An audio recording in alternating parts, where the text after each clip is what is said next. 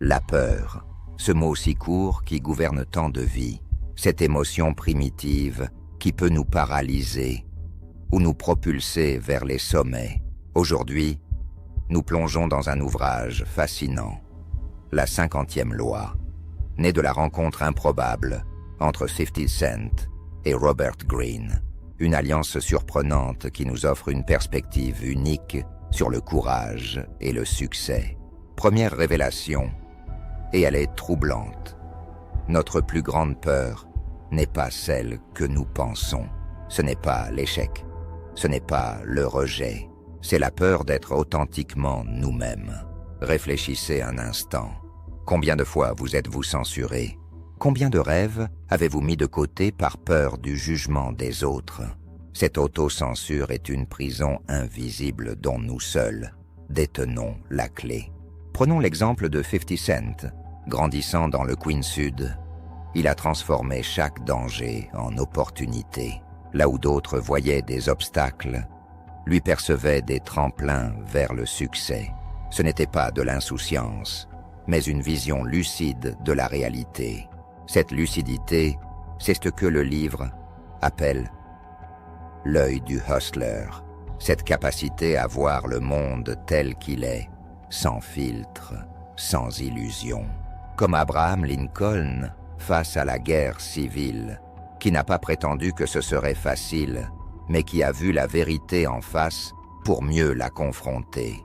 Le livre nous présente 4 piliers essentiels du leadership sans peur. Le visionnaire, comme Thomas Edison, qui peint un tableau du futur. L'unificateur, tel Louis XIV, qui rassemble les énergies. Le modèle, à l'image de Boulanger, qui montre l'exemple. Le créateur, comme Steve Jobs, qui laisse une empreinte indélébile sur le monde. Mais attention, être sans peur ne signifie pas être téméraire. C'est trouver l'équilibre subtil entre l'intensité et le détachement. Comme un funambule sur son fil, nous devons maintenir une concentration totale, tout en restant détachés du chaos qui nous entoure. Cette dualité nous amène à un concept fascinant. Le momentum calculé, ce n'est pas une simple impulsion, mais une force dirigée avec précision. Pensez à un joueur d'échecs qui anticipe plusieurs coups à l'avance, ou à un artiste martial qui utilise la force de son adversaire. Regardons Leonardo da Vinci. Son génie ne résidait pas seulement dans sa maîtrise de multiples disciplines, mais dans sa capacité à les connecter. Il ne s'est jamais laissé enfermer dans une seule façon de penser. C'est cette fluidité mentale qui lui a permis de voir des connexions que personne n'avait perçues avant lui. La maîtrise de soi est un processus continu. Prenons l'exemple d'Isaac Newton, qui pendant la peste, alors que le monde était paralysé par la peur, a fait ses plus grandes découvertes. Ce n'était pas du déni, mais une redirection de l'énergie de la peur vers quelque chose de productif. Le livre nous enseigne aussi l'art de l'observation profonde. Comme Jane Goodall avec les chimpanzés, nous devons apprendre à voir au-delà des apparences. Cette capacité d'observation n'est pas un don inné. C'est une compétence qui se cultive. Comment développer cette observation? En commençant par nous-mêmes, en notant nos réactions, nos peurs, nos moments de courage. C'est un journal intime de notre progression vers la fearlessness. La prise de décision est un autre aspect crucial. La peur nous pousse souvent à la paralysie par analyse, mais les personnes sans peur comprennent qu'il n'existe pas de décision parfaite. Il y a seulement des décisions et ce que nous en faisons. La résilience n'est pas innée, elle se construit, comme un muscle qui se renforce à travers l'adversité. Chaque échec, chaque obstacle devient une opportunité de croissance. Pensez à Joe Louis, le boxeur qui a transformé le racisme qu'il subissait en une force motrice. Il n'a pas laissé l'adversité le briser, il l'a utilisé pour forger son style unique. Le flot social est une autre compétence cruciale. C'est cette capacité à s'adapter à différentes situations sociales sans perdre son authenticité, comme un caméléon qui change de couleur tout en restant fondamentalement lui-même. La confrontation avec notre mortalité n'est pas morbide, c'est un puissant moteur de changement. Elle nous rappelle que notre temps est précieux et que chaque moment compte. Alors comment mettre tout cela en pratique? En commençant par de petits pas, en affrontant une peur à la fois, en célébrant chaque victoire, aussi petite soit-elle. La transformation ne se fait pas en un jour. C'est un processus continu, une danse entre le confort et l'inconfort, entre la sécurité et l'aventure. La vraie force ne réside pas dans l'absence de peur, mais dans notre capacité à la transformer, à voir les défis comme des opportunités de croissance, à rester fidèles à nous-mêmes, quelles que soient les circonstances. La question n'est plus « avez-vous peur ?», mais « que ferez-vous de cette peur ?» Car au fond, la peur n'est qu'une énergie qui attend d'être transformée. Et vous, quelle transformation allez-vous entreprendre aujourd'hui dans le grand théâtre de la vie? Les plus grandes réussites appartiennent souvent à ceux qui ont su danser avec leurs peurs plutôt que de les fuir.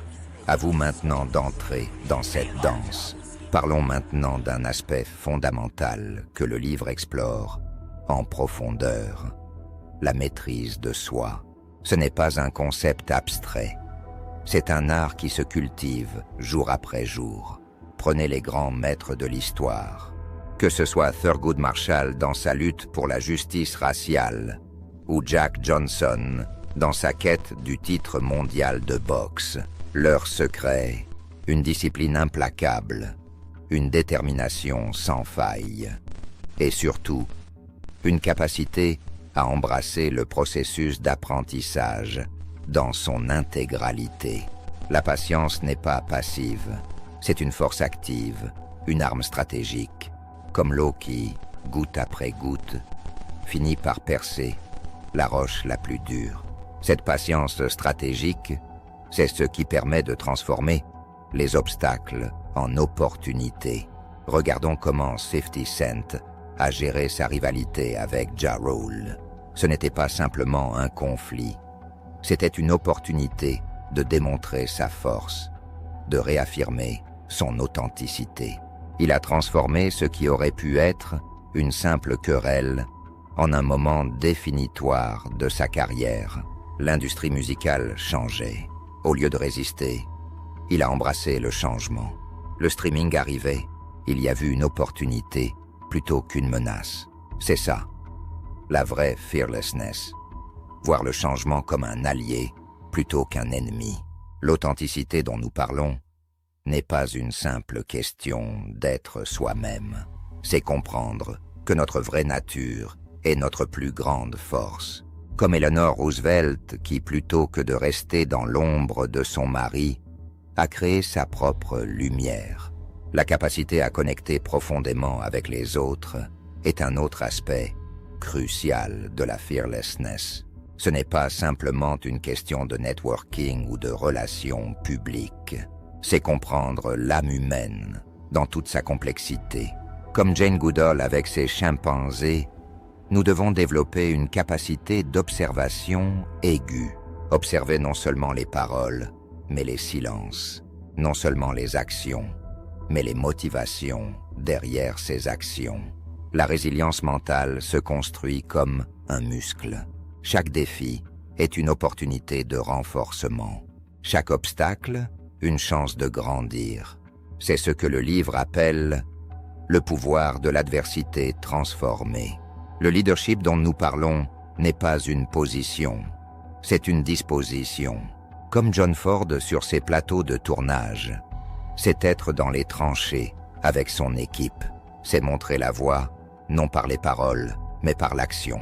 La vision stratégique dont parle le livre n'est pas simplement voir loin, c'est voir clair, c'est comprendre les patterns, les tendances, les opportunités cachées que d'autres manquent par peur ou par habitude. L'innovation demande du courage. Regardez comment Steve Jobs a révolutionné, non pas une, mais plusieurs industries. Ce n'était pas seulement de la créativité, c'était du courage créatif. L'équilibre entre intensité et détachement dont nous parlions plus tôt n'est pas statique. C'est une danse perpétuelle, un ajustement constant entre passion et perspective. La transformation personnelle n'est pas un événement, c'est un processus.